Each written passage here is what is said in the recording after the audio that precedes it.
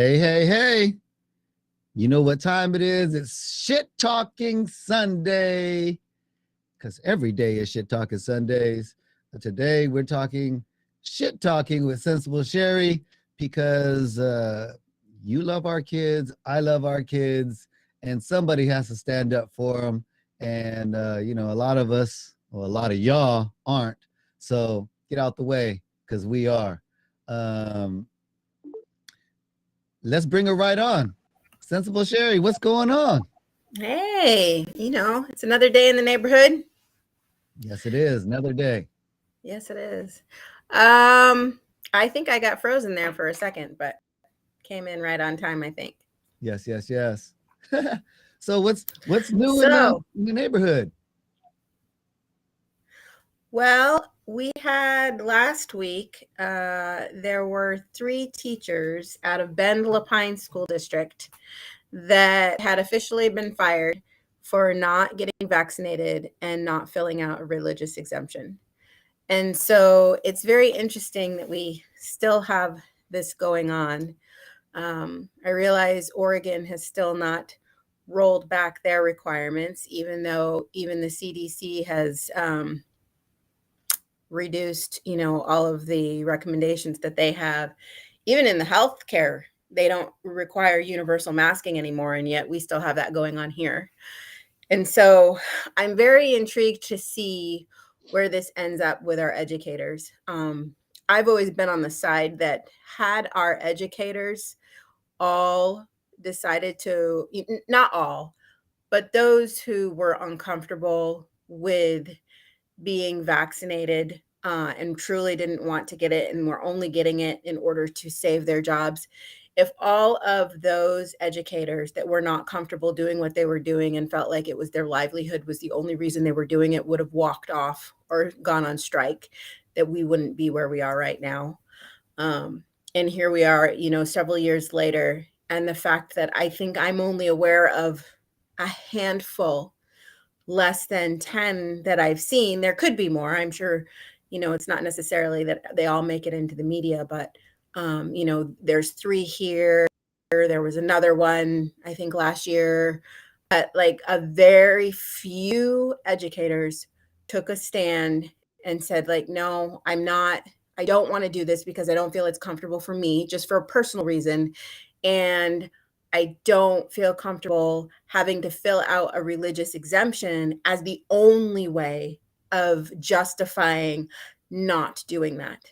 When we had so many people that were, even and the same applies to our healthcare workers, because they were on the front lines and deemed heroes in the beginning when there was no emergency approved vaccine, and they were still fighting the fight. They were there with people. They were at the front Mhm. lines. And then we turned around, and all of a sudden, once it was available, all the time that they had already been doing what they've been doing, interacting with these people that were sick and healing them and helping them, and then just like, oh, sorry, now that there's an option, we're going to not allow you to work anymore.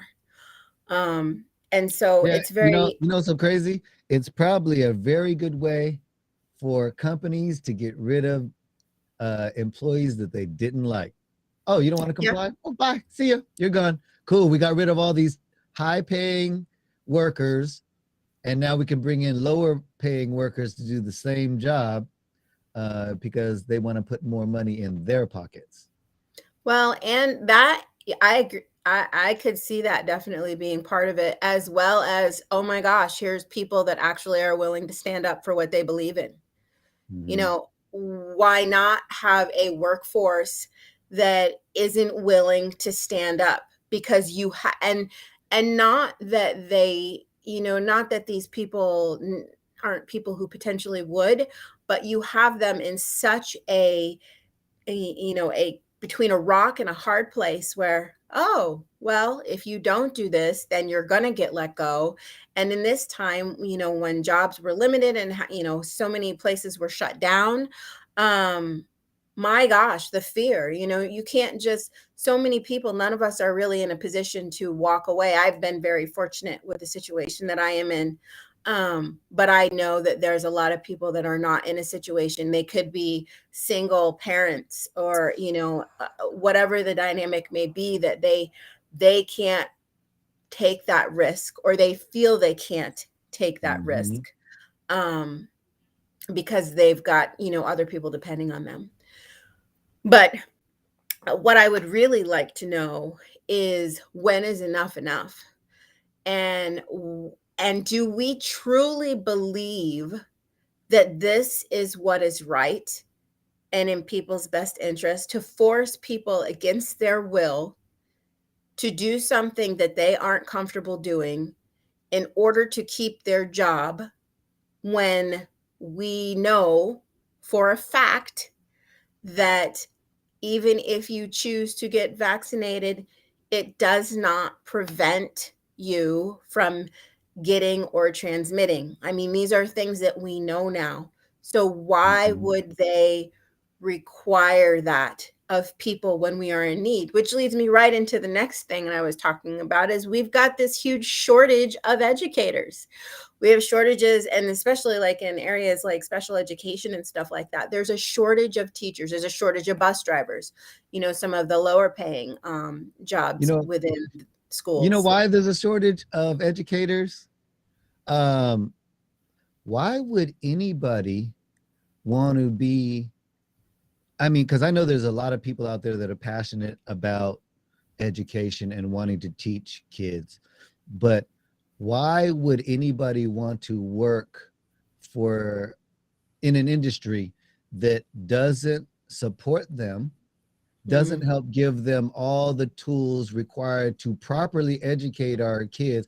We will spend more money fighting, well, let me not say fighting. We will spend more money incarcerating people than we will educating people, because sometimes, I would say a lot of the times, it's probably lack of education that's getting a lot of these people into the situations that they're getting. So punishing people hasn't worked. Educating and punishing people would probably be the better method, if you want to. And it's a yin and yang. Everything has to have a balance, and if you have too much discipline and not enough education, it's going to fail. If you have too much education and not enough discipline, I would like to say it's probably going to be pretty close to similar. Yeah, I agree with you. The idea, and even the idea of educating and punishment, I think it's more of educating and consequences.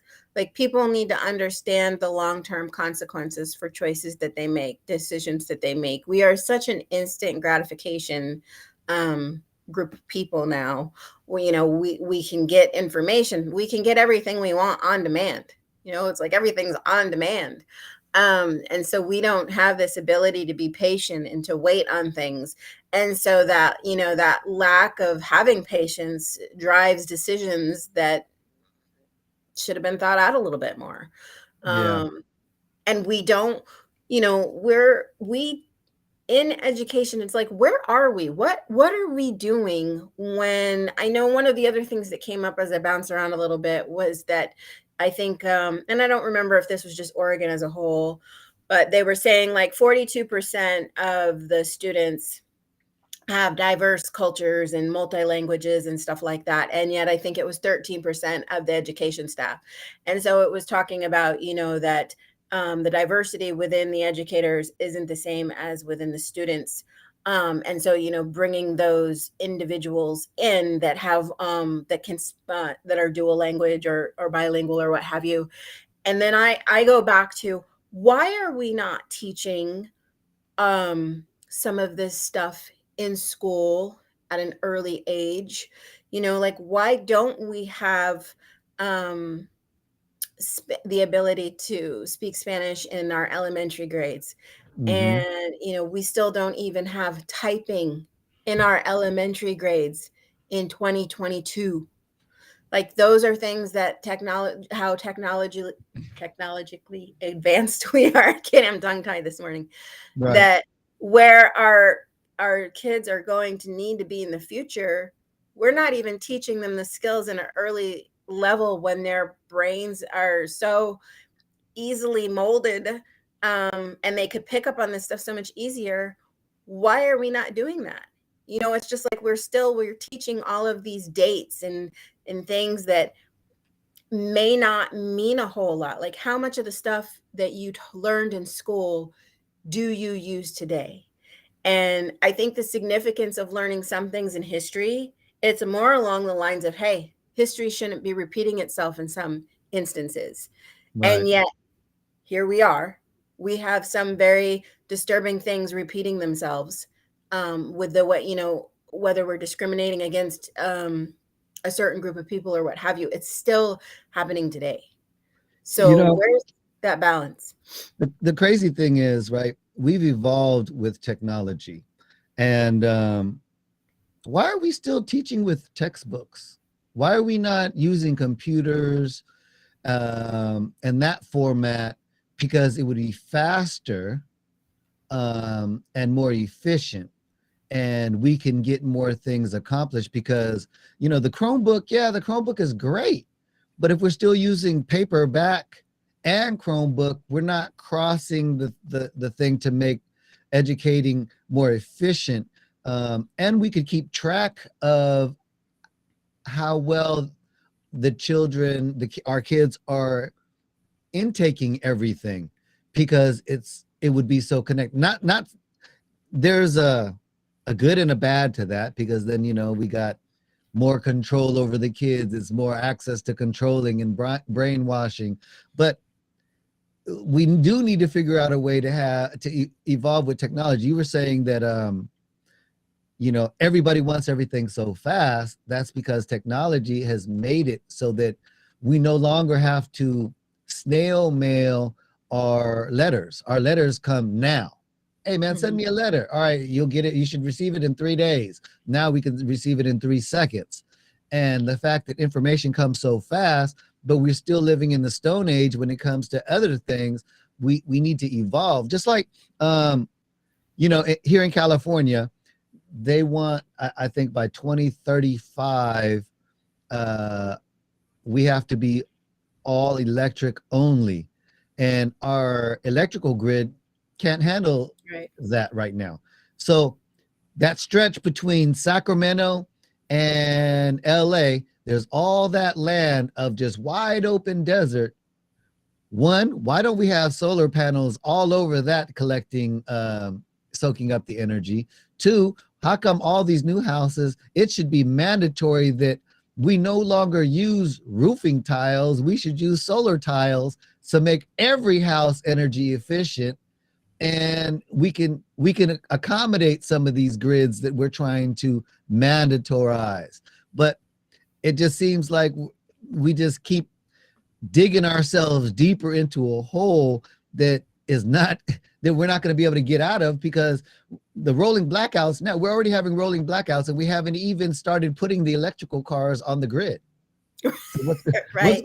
what's gonna happen, you Well, know? and the thing about that is I think that there's something to be said for a little bit of hybrid going on. There's so much of our information that is in textbooks or just regular books versus being on the internet. I do think that that was one of the benefits that COVID brought out of everything, this pandemic, is that it kind of forced us into this digital age that we are already in. We didn't have the ability to be in school with our kids. Mhm. And so it was just like this effort. And, Chromebooks are coming out. And like our school, they use iPads. Um, and it was the fast track of something that we should have been doing for a while. Mhm. And had we been doing it for a while, we wouldn't have gotten caught of as off guard as we were. And the same thing, like even with these Zoom meetings, I know I have been saying for decades, for all of the like corporations that I had worked at, that it was like, gosh, how many meetings did I go to that were pointless? Or, it's like to actually have to physically go to them. versus this ability to Zoom. And so, for my dynamic, when we are supposed to be bringing different groups of people together, different ideas together, different people from around states, nations, and all that, and it's just like the idea of to fly, to travel, or what have you, to have these conversations, because there's a lot to be said for in-person conversations. But I think this format is kind of the next best thing. You're not there in person, but you do get that personal touch with having the ability to see that person and, hear their tone. And, over the phone and stuff, it gets a little bit different. But when you have facial expressions to coincide with their tone and stuff, it helps a lot. And so we've got to get to a point where we are actually using what we have to our advantage. I know some of the issues with schools, and to do a complete changeover. I'm in a rural area. My internet is crap. And so, it's one of those things that as advanced as we are, there are still pockets of communities that don't have easy access to internet. And it's coming, but even, I think I pay $50 a month with CenturyLink right now. And we have the ability to get, I think it's Elon Musk's satellite there, Starlink, which I'm kind of excited about because it's got greater speed, but it's through the satellites. But still, that's going to double my monthly payment, as well as it's a $600 startup cost. Wow. It's like, to get there, that's expensive. So Really? They charge $600 to start that Starlink? I didn't for know the that. equipment, yeah, it's $5.99 one time, and I think that's the cost of all the equipment and all that, and then it goes to $110 a month. Which the reality of it is I know what we've had for internet at $50 a month is super cheap, but it's like 1 megabyte per second. And here we are, lucky that I can even be on this Zoom right now. How is that Starlink? Huh? How fast is the Starlink? Oh, I think it was supposed to be like 30 or 50. I a lot faster than I have. And I think there's actually some professional upgrade that then you're getting into the thousands where you can get pretty fast. But for what we would need, which would be above and beyond what we have right now, it would be great. I mean, my poor son, for he got the Xbox S, that's the online only one. Mhm. And he got that for Christmas. And I remember when he opened it and to download his first game Christmas Day, it took 3 days. So you can only imagine, a boy's got this brand new gaming system. It took 3 days. That's 3 hilarious. days. He just got another game, and it's the same thing. He started installing it last Thursday, and it should be done now. And so I kept telling him, I'm like, buddy, you're learning patience. That reminded me the train of thought back. Like I said, yeah, the back in the day, everything was so slow. And then, okay, hold on. I'm gonna take some people way back. So without dating people, do you remember in the 1990s when internet first started, it was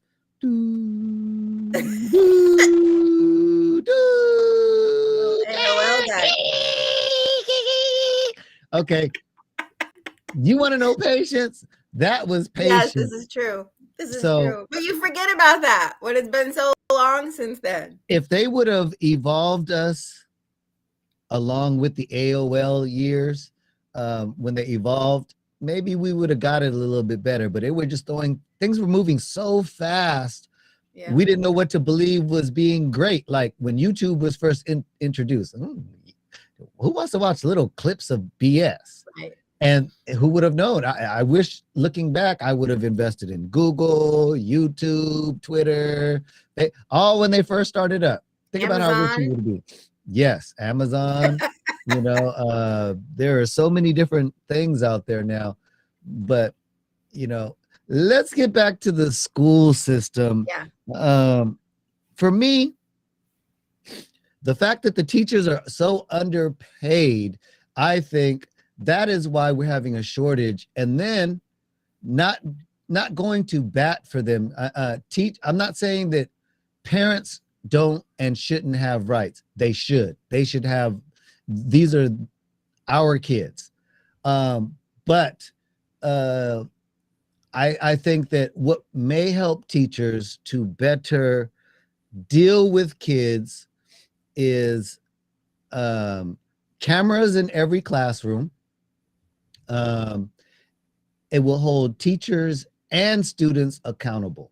So if students are acting a fool, okay, you want to be unruly, you want to be undisciplined, you want to be all that, okay, we'll put you in a school. And we could put you in that school that's one step close. The next step is maybe, maybe this might seem harsh, but incarceration, juvenile hall. If you don't want to act right in regular school and we have to put you in a continuation school where we have to enforce discipline on you, and then you still want to act a fool, well, then that's when we have to hold parents accountable. Like, you don't know how to discipline your children enough that they can't act sensible in society, that they want to disturb our children in school where they can't learn. Okay, now you see why we put your kid in this school over here. Now, also at the same time, the reason I say that is if we have cameras in there, we can show and see that it's not the teacher, or we can see that it's not the student. And then we can pinpoint this a little bit better instead of having maybe some teachers that are a lot biased and teaching their own agenda in school, because that's not what school is to teach them the basics in society, math, English, I think economics, history, physical education, all those, the basic, I want to say 5 things that, science that we need. Other than that, hey man, your ideologies shouldn't be pushed on kids, although people do. But I think that if we put cameras in the classrooms, it will definitely hold people accountable. If they can't act right, drop them to another school until they can maintain their respect level, and then we can bring them back. If they can't, well, they stay there and they graduate from there. And we already know where that group is destined to go. If they weren't taught basic respect growing up, because we have idiots as parents out there sometimes who think that, I just let my kids do what they want, be disrespectful, cussing and all that. Well, then your kid deserves to be over there. I think it's very disrespectful for a kid to be cussing at your elders. If you're grown, cuss away. But when you're a kid, respect your elders. Okay, it says it in the Bible. Can't have that in school though. But we can have respect, because if we don't have respect, then why are you going after bullies? Okay, so if we got to hold parents accountable in the beginning, and from elementary school, and I'm sorry to say, a lot of the kids that grow up to be the bullies are the ones who are spoiled when they first go to school. Oh, my kid's crying because he doesn't want to stay at school. Oh, look at him having a breakdown. And how bad do you spoil your child to the point where he has separation anxiety like that? Unless he's traumatized from a breakup or something, but for you to spoil a child and give them every single thing they want every time they ask, and they run the household and over you, nah, you're setting your kid up for failure, and you're setting yourself up for a whole bunch of heartache. So if you can't discipline your children, man, I don't know what to say to you, because when your kid comes to class, because I'm that parent that, oh, you put your hands on my kid, because I tell my kids all the time, if you put your hands on somebody else and I find out that you were at fault, you're going to deal with me. But if somebody puts their hands on you, you better defend yourself.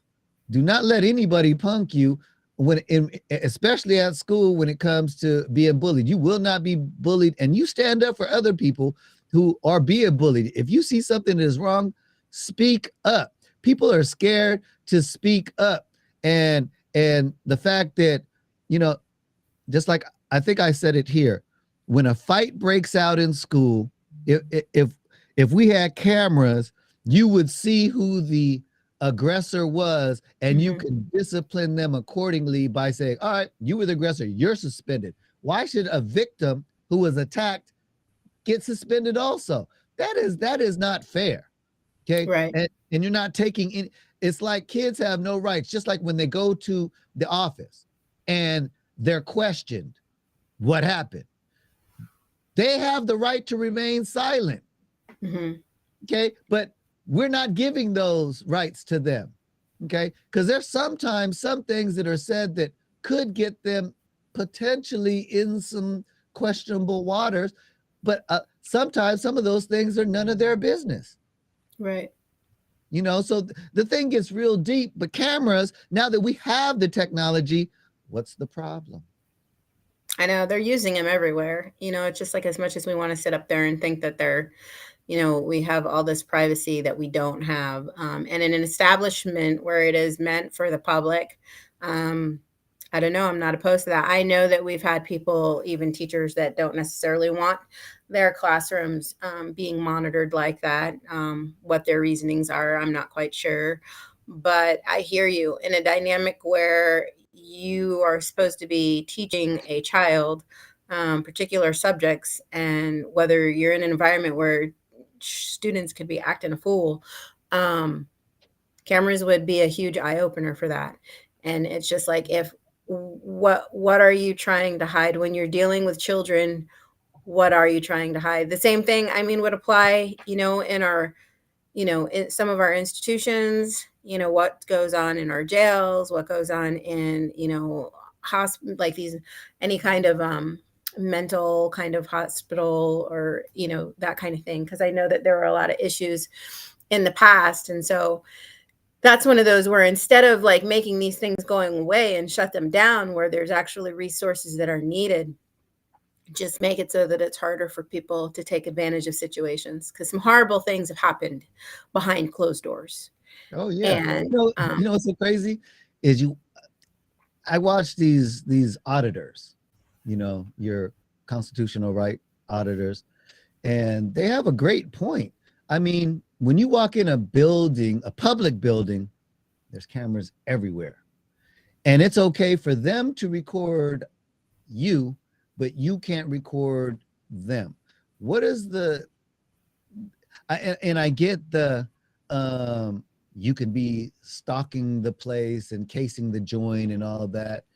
Yeah, I mean, I'm sure that that could be the case, but also holding people accountable in that are our public officials, especially when in some buildings that power could be taken to their head and think that they mhm, can control some things and not give you access and think that they have the rights over you.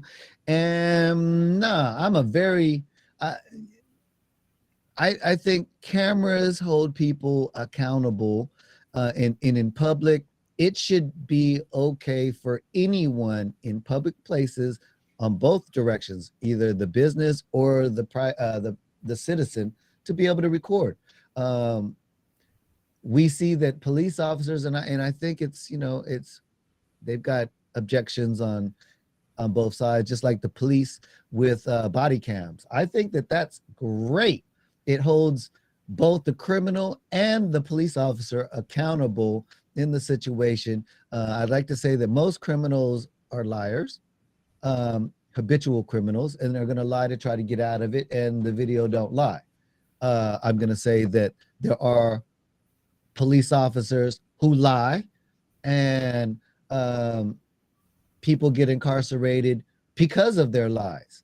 And those cops need to be held accountable, and they should be, in my opinion, held to a higher standard of the law, just like class A drivers. If you get a ticket, your fine is 1.5, sometimes 2.5 times what an average um, driver, regular class C driver is. So why are police uh, held to a less of a standard? Why do they have what's it called, something immunity? oh Um, yeah, uh, what? uh no, if you violate our rights, you don't have no immunity. If you take this job, that would probably deter a lot of questionable people if we took that away and say, hey, look, you want this job? Look, we'll compensate you a little bit better for having this job, but we no longer have to pay the fines out of our own pockets totally by ourselves. Now you can be held liable. So maybe you need to get insurance. Maybe there should be some type of insurance that you get as an officer, so that you can do this, and that will, you know, deter officers from being over aggressive and not really knowing the constitutional rights of everyone, kids included, because the school system goes against their rights. I tell my kids every time, when you're taken into the office and they start questioning you, if you know that you could potentially be in trouble, you tell them, I want my father, Mm-hmm. or I want a lawyer. I need representation, Right. because there are consequences. Kids don't even understand that when you go to the office, when they suspend you, that affects your college potential. So the fact that all these kids, I feel like all kids have a lawsuit against for not being able to be properly represented, because their financial futures are at stake with that. Think about that. Yeah. If a kid not understanding at a young age that, uh, having to go to the bathroom and just getting up and not asking, because at home I don't ask to go to the bathroom. I just get up and walk out and go to the bathroom. Oh, I got in trouble for that. And I do that over and over because that's what I do at home. But now I got suspended for it. And then fast forward 8 years, when they try to go to college, you had a authority issue when you were younger. And we see that when you got into high school, you had a couple little minor dings. No, you're not a good fit for this Ivy League college because you have a disciplinary problem. But that was 10 years ago. What are you talking about? That was 8 years Right. ago. I've grown since then. Without having proper representation, futures are messed up as it is, and Yeah. to go back to reparations and all that, when people say, how do we pay reparations? Well, maybe for the next 400 years, uh, college for certain minority groups should be reduced or free, to let the learning curve come back for the opportunities that are coming. If you don't want to pay, I get it, because how much money would be enough? I mean, all these plantation owners who have started businesses throughout history, how many generations have prospered from them and have gotten so far ahead that there is no catch up, you know um so maybe helping people be educated. Are we scared that educating citizens too much will lose the control that we all have? I mean, what is the problem, you No, know I hear you. I don't know. I'm on the side of, we should all be on somewhat of or have the ability of an equal playing field, but um handicapping others or giving other people advantages, I'm torn. Like, you need to get to the root of that, because there's a big difference between something being truly um the cause of a generational, some systemic thing, versus you just being freaking lazy or you not doing your own damn thing. hmm So we are all individuals, and to continue to hang on to that victim mentality, I am not a fan of. Uh, do I think that there are people that fall into being victims, and that to be able to give them the resources they need to get to where they need to be? Absolutely. But there are too many people that also take advantage of that. And so instead of this blanket, like, we're just, well, you fall here, so everybody in this category, we're going to go ahead and do this for everybody, doesn't apply to everybody. So now you're in a situation where you're giving opportunities to people who truly they don't deserve it because Mm-hmm. they're just, lazy or whatever it is that they're doing. And yet you'll have somebody in a different area that could use it and they Mm-hmm. won't get it and they truly need it. Right. So I'm not a fan of just taking your race, ethnicity, or any of that and just doing these blanket statements because um, everybody is an individual, and that's where we need to look at the individuals and see what is going on. Are you really trying? And if you are and you're running into walls, what can we do to remove walls?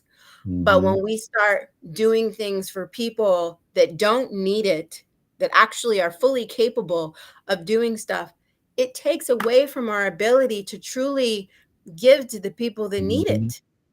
Um, and that's where our systems are just so broken. We've got to stop with, it's just like even with benefit programs and welfare and stuff like that, this idea that, and it's so multi-layered because, like this idea that you'd rather be on some kind of assistance program than getting a job if there's jobs available, and then it's like, well, where's the dynamic between does that job actually um, pay enough in order for you to be able to live your life, but then are you not making sacrifices to accommodate for your means? What are you paying for? Are you paying for the brand new phone every time it comes out? Are you getting, all of these extra things done? What habits do you have that you truly can't afford? Like where's the accountability in need versus want? Um and and the people that have to pay for it. Like when we were talking about in education and like the money that's not there for certain things, and yet they're carving out money for things like we go back to these stupid the tampons in boys bathrooms. Where are our legislators deciding that money needs to go? Mm-hmm. When you go back to even your, like the electricity thing, we're on the same timeline, I think, for whatever, for 2035. And it's just like, have we truly thought this through? Because, like, you're right. I know California's grid can't handle it. And it's like, we're still plowing ahead. And then there's the whole side. Well, they've talked about those batteries that are in those vehicles and that you can't dispose of them. And then, we are saying that it's saving all this energy on one end, but all of the energy that's used to get to the source of the battery, it's like, are we really doing anything beneficial? It's like, have we Mm-hmm. truly looked at the full scope of the impact of doing this? And so, like a hybrid thing, I think a hybrid thing is good. If you have these vehicles that are partial electric and partial, fuel, same thing with like schoolwork, partial still handwritten stuff maybe, and partial um computerized. It's like there's some kid, maybe there are kids that have a very difficult time writing, but it's easy for them to type, or vice versa. So we shouldn't have like an all or nothing. There should be the ability to kind of cross over and what is makes sense for the individual. You know, And, and then um, we get there, like things go away right. eventually. The electric vehicles, right? Mhm. Buses, that whole entire roof can be a solar panel. When our cars are Yeah. sitting in parking lots doing nothing, all these, I don't understand. I mean, we have carbon fiber hoods. Why don't we have solar panel hoods that recharge your car for you while you're sitting in the mall shopping or driving down the road? It's at least trickle charging you back, or when it's sitting in front of your house when you're not going anywhere. Why does it everything have to be so Complicated. yes, it's I just don't Well, I don't know. understand. Are there other sides to that? I mean, and here we go. We can't just like make one assumption and not the other. Like, is there any kind of health impact? Does a solar panel and the sun beaming through it even though it should technically just be hitting the surface of the car. Is there any kind of, I don't know, like we talk about all these radioactive and radio frequency waves, like is there a downside to that if it's like right above your head? It's Does it on need to our be in the roof of trunk? our houses. So what are you saying? It's on the, I don't know. and it's a bigger, and you got the whole roof opposed to just the hood or the roof of your car. We got the whole roof of your house. So if that's a concern of yours, then well, we're just doing it. I just ask the questions. Hey, I'm giving you another train of thought, helping you think outside the box. Think about that. Now, I mean, that's a good question. How bad are people dying faster who have solar panels on their roof? Or is there a higher rate of cancer in homes that have solar panels in their roof? Because they say that when you use a cell phone, technically you're supposed to hold it here. Right. You're not supposed to hold a cell phone to your head. The radioactive rays from it. And so, okay, so, but how do people talk when they use a cell phone? Right here to your ear. And that's very improper. And that they specifically say that when you sign your paperwork on your phone, why do we need such a 80-page form to get a cell phone? It's because they know that the technology that's in these cell phones are detrimental to your health. You know, well, and even like you think about it, like I know like there have been people that don't put, because like, you know, as a woman, I've stuck it in my bra. You know, it's like, how many women have breast cancer from that? Right. And like even in like now they've got all these leggings, like the ones that I have on that have the pocket right on the left side of your hip. You know, it'd be very interesting. Will stuff like that come into play? And yet, I don't know, there's been these like little devices I think I've seen commercials for where you stick a certain thing on your phone and it supposedly like draws that energy in and supposed to keep it away from emitting. You know, it's stuff like that. How much information is out there that we just totally ignore? Here's an example. I put my cell phone 99% of the time in my right pocket. Over the years, my left side doesn't hurt. My right side does. See? Whenever I have aches, I have an ache on the right side of my hip. Makes me wonder, And you never know. But there's so much of that. There's so much of that. And then it's just like how much of that is, well, it's your own, you know, well, you didn't read the fine print that said that you shouldn't have it in your hip for extended periods of time. And so, yeah, this goes to transparency. That's why they give you earplugs or earphones. Well, and now they stopped doing that. They actually, the new, I remember hearing that, I think last year they were going to stop supplying. Oh no, maybe it wasn't the earphones. Maybe it was I think it's the charger. Little charger pack. They don't give those anymore. Like, huh? You're not going to give us a means to charge the phone? When we get it, it's dead? Okay, so why don't you just include that in the price? Add an extra $5 to the price. Oh yeah, because you cannot I'm sorry, you cannot tell me that the thousands of dollars that the price of these phones are, that it costs that much. They're making bank. Yeah. They want that $5 for a million phones. That's still $5 million that they could make in their pocket. So you know.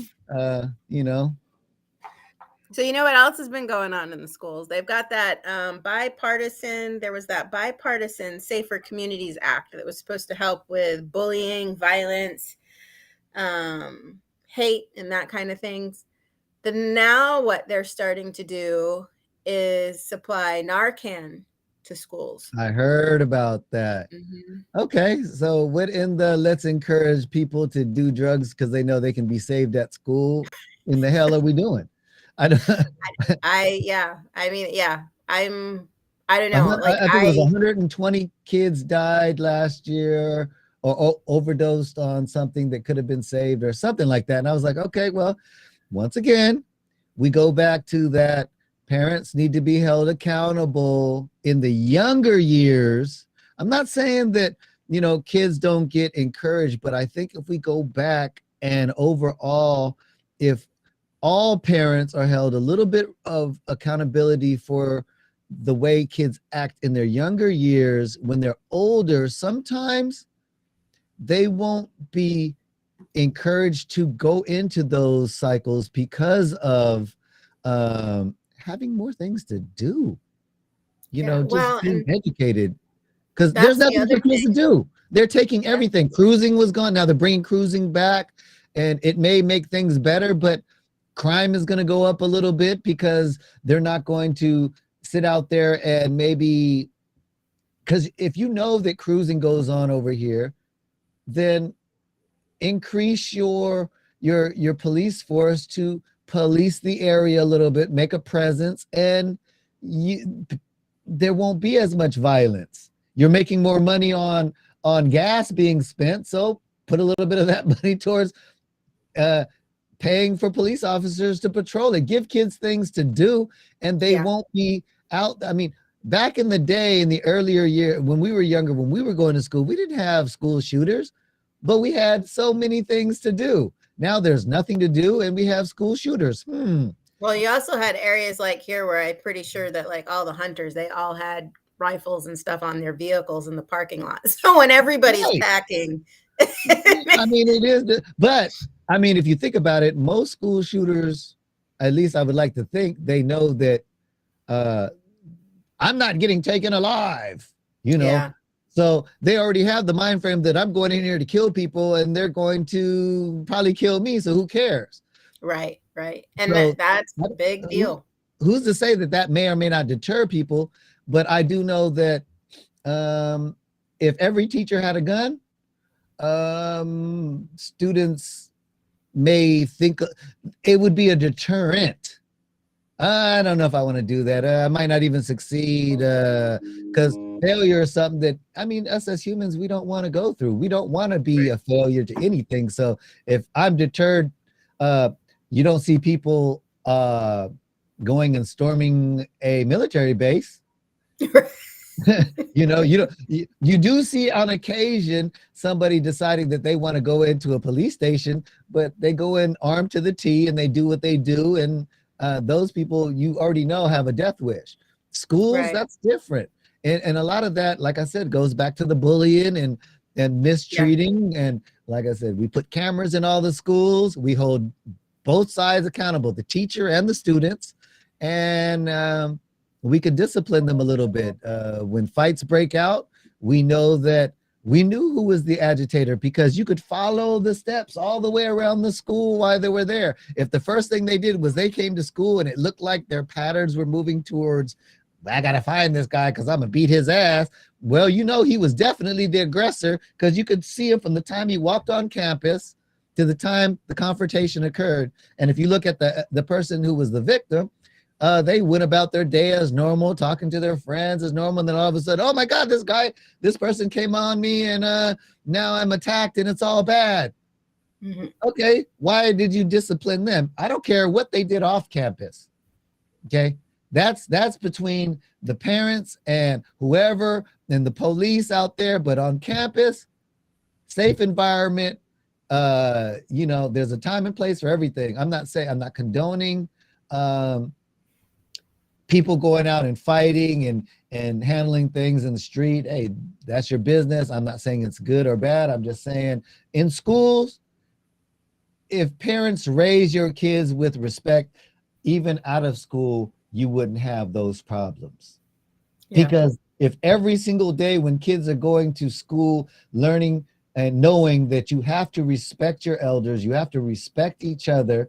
When you get to school, when you get out of school, it carries over. Hey man, in school we don't do that. My mom say we shouldn't do that. So now when we're out playing, we respect each other. But no, parents don't give a shit, and teachers are now starting not to give a shit because they're not getting backed up.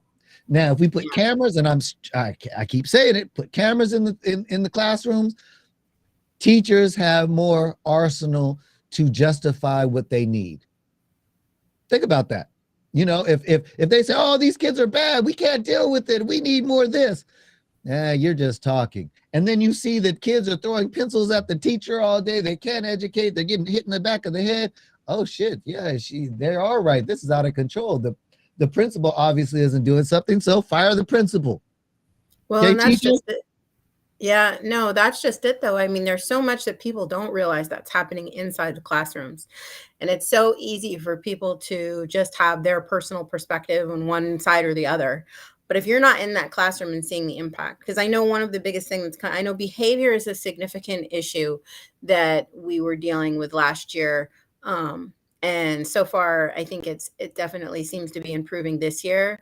But there's this line where we keep lumping groups of people into one category of behavior.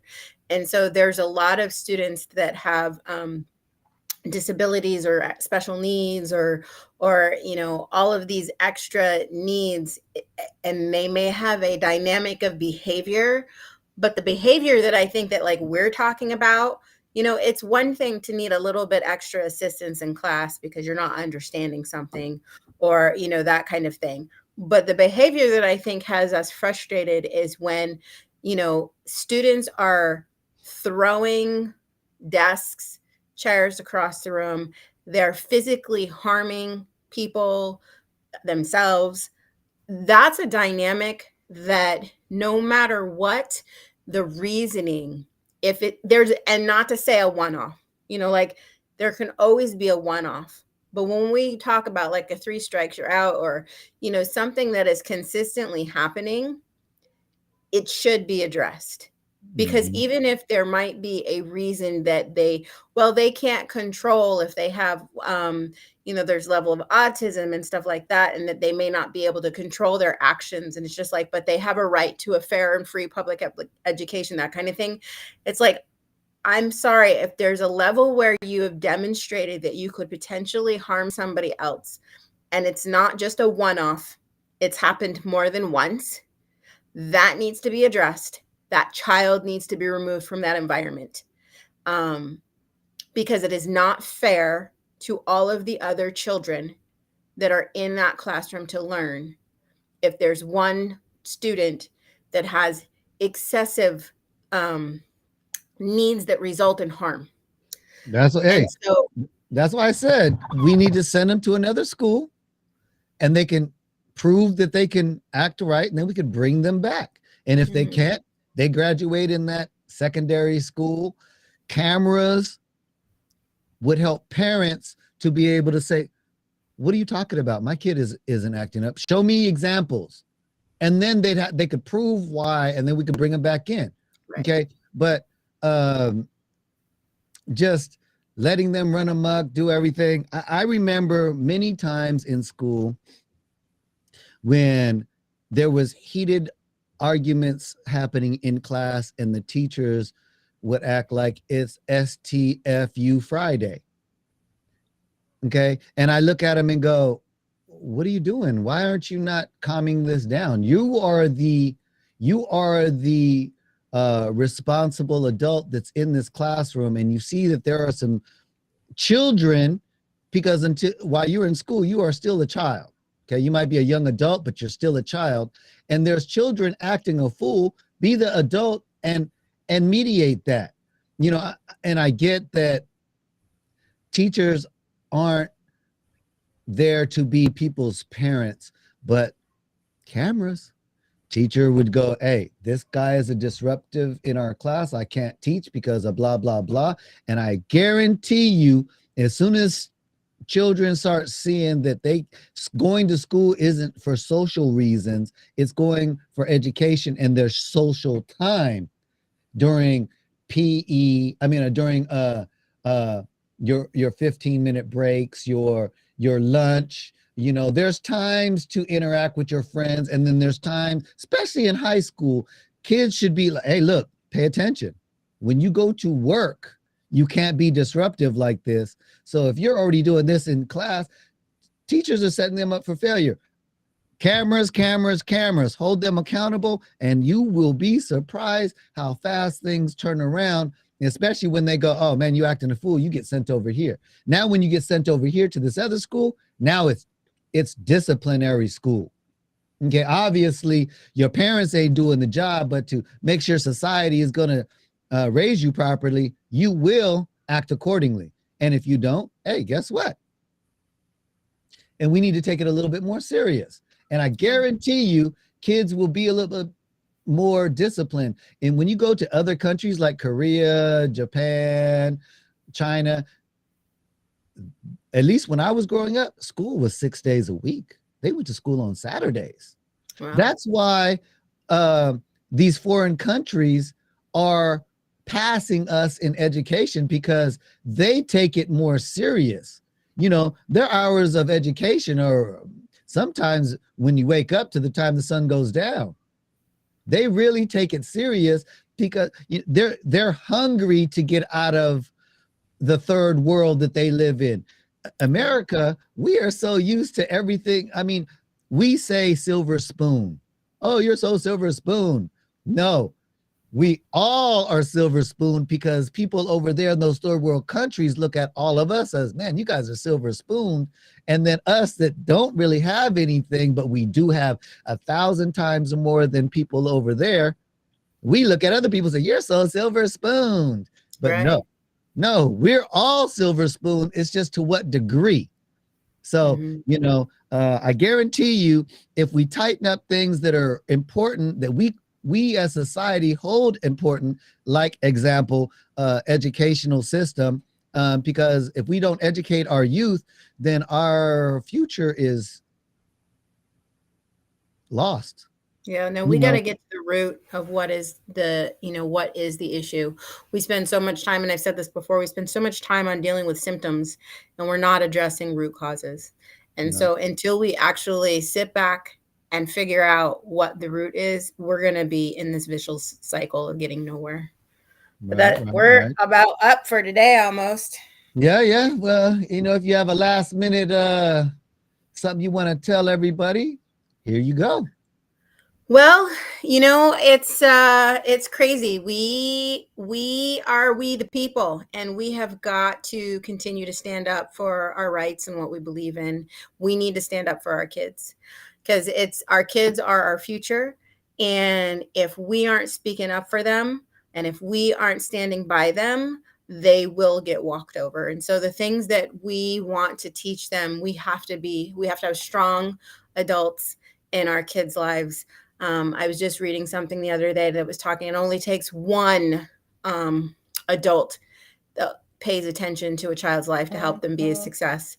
And not, there's some kids out there that don't even have that one adult. So we really need to step our game up and make sure that we are guiding our children, because the future is in their hands. And if we, the stuff that we see that's going on right now, we don't like it, we better train our kids up right. So I'll leave on that. Right on. Hey, Sensible Chery, thank you again. Every week you come in here and you try to be a voice for our kids. I tell everybody, stand up for our kids, because if you don't, get the hell out the way, we will. Yeah, you're absolutely right. In this world, accountability is very important. The crazy thing, you had said one thing about the system, welfare and all that. If you get cash aid, the DA will go after the other parent. If you just get food stamps, they don't care. Money is money. And I think some people that are on aid are doing it so that you can make the other parent be involved one way or another, and they can't afford to go into the system and fight to make and hold somebody else accountable. So you only punish one side. I know we're over, so I'm just going to say this. Everybody out there, be blessed. Love your kids. Stand up for your kids, and fight for your kids, because they have rights just like you. Till next week, stay blessed. And remember, Shit Talking Sundays has Sensible Chery here for our youth. Peace, love, and soul.